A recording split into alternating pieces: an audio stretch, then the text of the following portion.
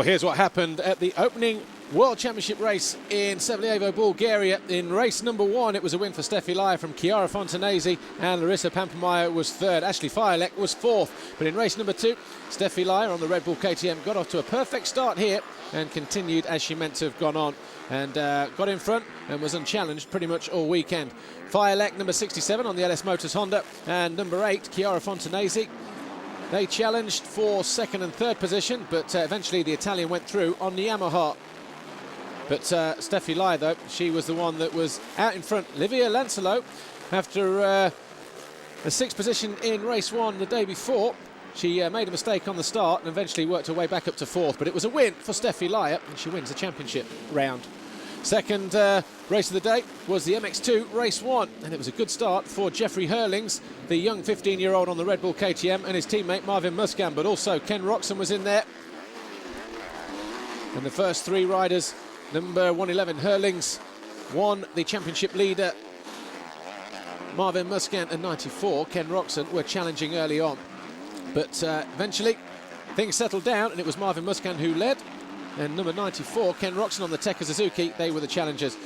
Eventually, number 183, Stephen Frossard, after making a mistake, he found his way up into the order and managed to finish there in 3rd position. But it was a win for Marvin Muscan. MX1 race 1, and the big boys were going at it, and it was a chance to see the 350 KTM of Tony Cairoli, the defending champion, up against the might of the 450 machines. But it was his teammate, number 2, Max Nagel, who got off to a flying start and eventually would go on unchallenged. David Philippart started well, so too did Clement de Sal on the Tekka Suzuki. But up front, it was all about that man there, number 2, Max Nagel. David Philippart on the Monster Energy Yamaha rode a good race to eventually finish in 2nd ahead of the number 25 Tekka Suzuki of Clement de Sal. Last year, of course, he rode for Honda, but it was a win for Max Nagel. MX2 race 2, and once again, Ken Roxon, number 94 on that Tekka Suzuki, looked like he made a good start, but he got squeezed going through turn 1, held it nice and tight, but came out in 2nd position behind Jeffrey Hurlings. But no sooner had that happened than was Ken Roxon ahead, and so too was Marvin Muscan.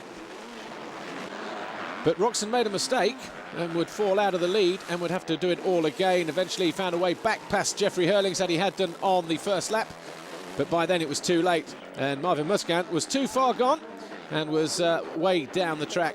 Hurlings, though, was having a great ride, but it was the winner here, number 1 defending champion Marvin Muscan.